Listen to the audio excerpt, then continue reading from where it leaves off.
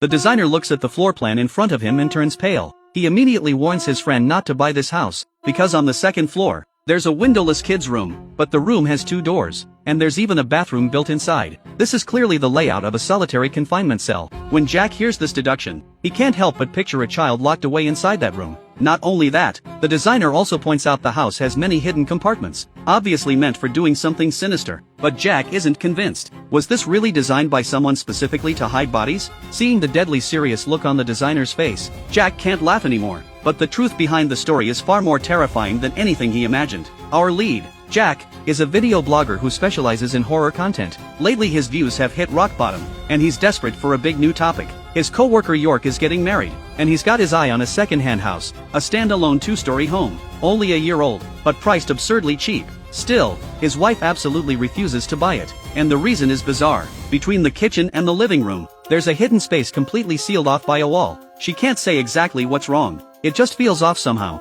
York hands the blueprints to Jack for a second opinion. Jack catches the scent of great horror material, and immediately goes to consult his architect friend, Bud. Bud stares at the blueprints for a long time. His very first words are that he wouldn't recommend buying this house. In his eyes, everything about this place feels wrong. That sealed compartment is just the appetizer. The truly frightening part is on the second floor. A kid's room with no windows, 2 doors, and its own bathroom. Eating, drinking, everything can be handled inside. Lock the door, and the child has no way out. What kind of parents would build their child's room like a prison? Bud's theory is that the previous owner had an extreme need to control their child. This room was made to imprison the kid. Jack's professional instincts kick in, and his mind automatically conjures up an image of a child locked away in a dark room. He isn't scared off. Instead, it's like he struck gold. A house this creepy, turned into a video, would definitely go viral. The next day, he stakes out the house, filming every inch inside and out. While shooting, he notices something strange. A woman is standing on the street corner, staring intently at this house.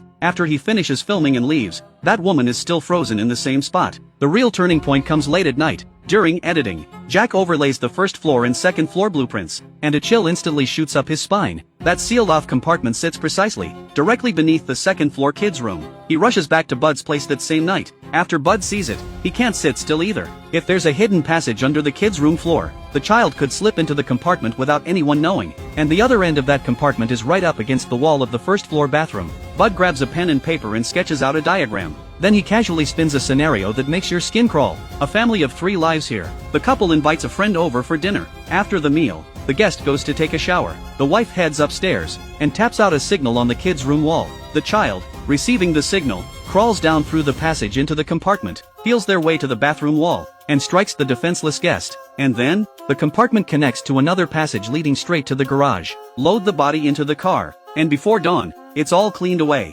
Jack goes cold from head to toe. In other words, this is a house designed for murder from the blueprint stage. He still tries to comfort himself, telling himself he's overthinking it, but reality slaps him first. York calls to say he's not buying the house anymore. Jack opens the news, and freezes on the spot. Right near that house, police have found dismembered body parts. And even stranger, the victim was missing just one thing: their left hand. Bud's deduction hit reality dead on. Jack trembles with excitement. He wants to pull Bud in to dig deeper, but Bud waves him off and refuses. As he leaves, he drops one meaningful line: every home has its own secrets. Jack edits the material into a video and posts it online. Overnight, it goes viral. Soon, a private message finds its way to him. The woman's name is Yuki. She claims she has more clues about this house. When they meet, she tells a bizarre story. 3 years ago, her husband said he was going to visit a friend's home, and then vanished off the face of the earth. A few months later, police found a body in the wilderness. DNA confirmed it was her husband. The body was also missing a left hand. The case went nowhere. She refused to give up,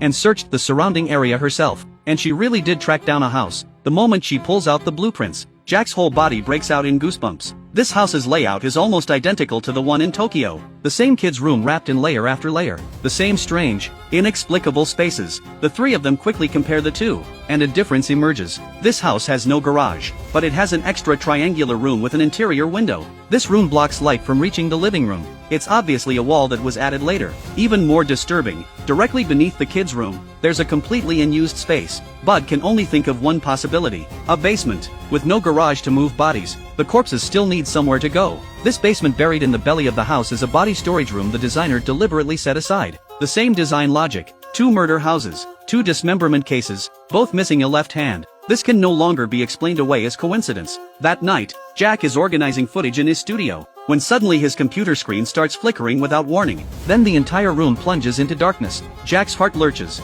and he quickly grabs a flashlight to look around.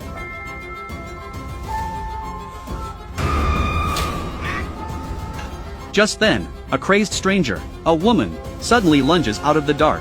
She viciously bites his neck, and knocks him out with a heavy blow. When Jack opens his eyes again, Bud is looking at him with a worried face. Bud tells Jack that he ran into Jack's co-worker in the hallway, who kept muttering for Jack to stop, to quit investigating. Bud senses danger closing in, and once again urges Jack to back off. But Jack is already drunk on views and morbid curiosity, and insists on continuing. The next day, to test the theory, Jack and Lisa sneak into the second, uninhabited house for an on-site investigation.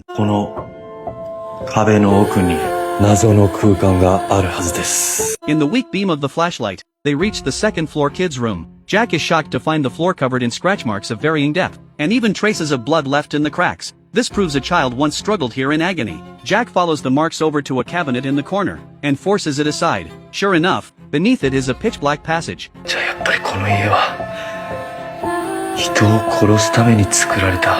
Just as Jack is about to look deeper, Bud's call suddenly comes through, and in a terrified voice, he says the victim was actually never married. The woman calling herself Lisa is lying, and her reasons for getting close to Jack are anything but innocent. He has to leave immediately. A chill runs down Jack's spine. He jumps up, only to find Lisa has vanished at some point. But the next second, the girl silently reappears behind him, head tilted, staring at him with a creepy look in her eyes. Jack is scared out of his wits. He screams and rushes out of the house, loudly begging a neighbor lady nearby for help. Seeing this, the girl offers no explanation. She turns and quickly leaves the scene. That night, Lisa comes to Jack's door to apologize, and confesses the whole truth. She admits she isn't the victim's wife, but the younger sister of Anna, the house's former lady of the house. In tears, Lisa recounts the secret she's carried for years. When she was in high school, her father died in an accident. Her mother later found a stepfather with an extreme need for control. For years, he surveilled and psychologically abused the sisters. Her older sister, Anna, couldn't endure this suffocating life, and chose to run away from home. For years, there was no word from her, until recently, when her sister suddenly reached out again, and the two sisters briefly reunited. At their reunion, Lisa learned her sister was already married with children, but before they could finish talking, a car horn suddenly blared in the distance. Anna's expression turned panicked. She hastily shoved a note into Lisa's hand and rushed off, and written on that note were the addresses of these two houses with their deadly hidden passages. Because she was on her own with no power, Lisa made up the lie, using Jack's help to search for her sister's whereabouts. Meanwhile, Jack learns from a neighbor of this house that after Anna's family moved away years ago, the neighbor once photographed a dark figure on the balcony at night.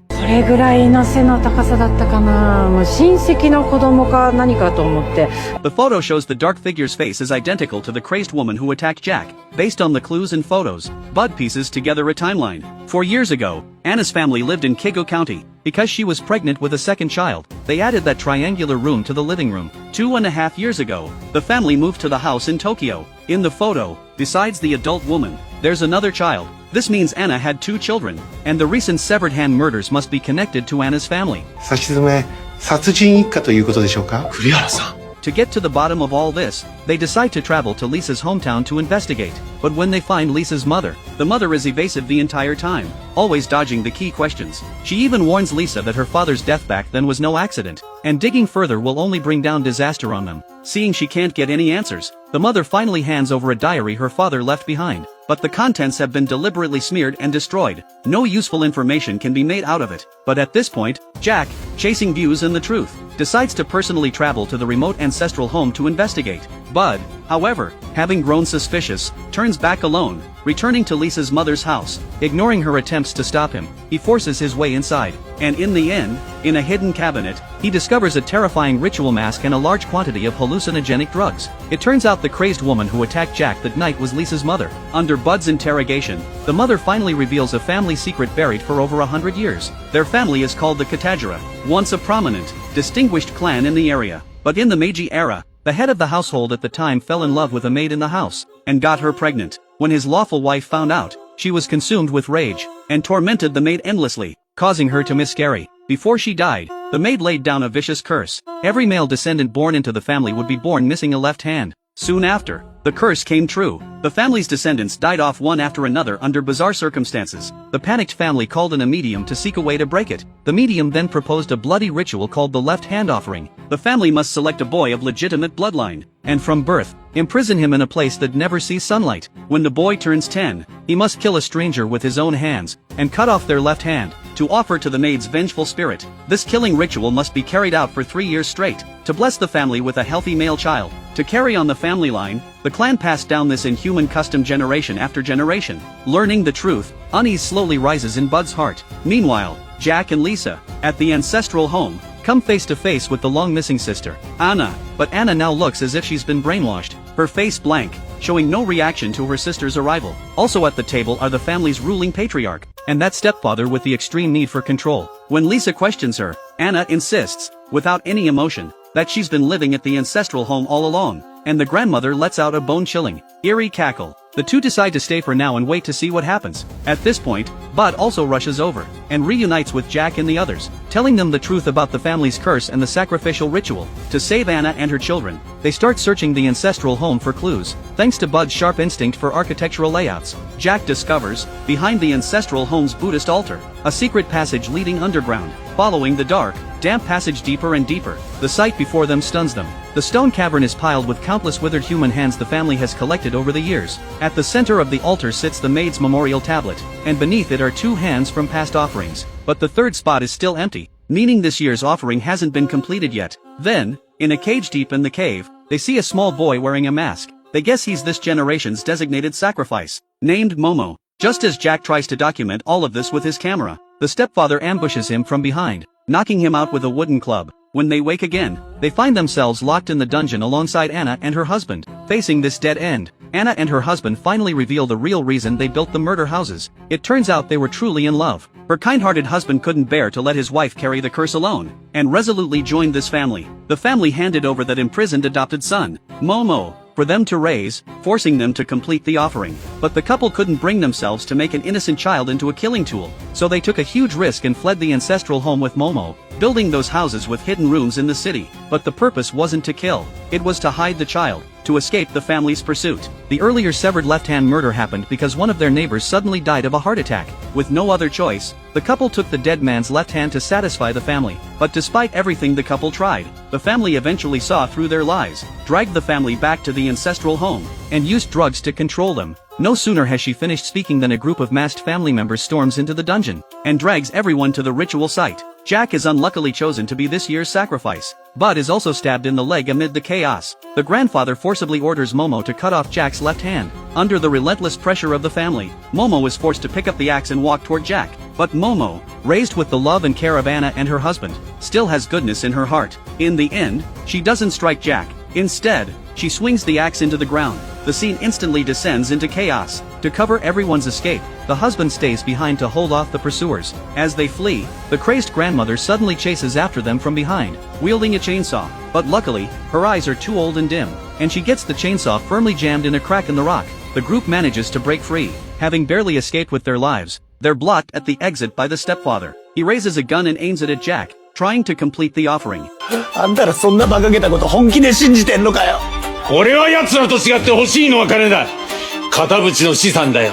At this critical moment, the gravely wounded grandfather suddenly appears, kills the stepfather with a single axe blow, and cuts off his left hand on the spot. It turns out the old patriarch had long seen through the stepfather's ambition to seize the family fortune for himself. In his eyes, completing the offering and continuing the family line mattered more than anyone's life. Taking advantage of the family's infighting, Jack and the others finally escape the ancestral home. They look back, and a raging fire is swallowing the entire sinister building, destroying a century of sin along with its inhuman curse. After it's all over, Jack, exhausted in body and mind, gives up the idea of turning this experience into a viral video. He chooses to bury the secret in his heart forever. Afterward, in the ruins of the ancestral home, police discover a large number of charred bodies. Anna also voluntarily confesses to the police how she removed the left hand from Mr. Hirano's body. But it seems things aren't completely over. At the end of the film, Lisa accidentally overhears a chilling exchange between her mother and sister. もうすぐよね。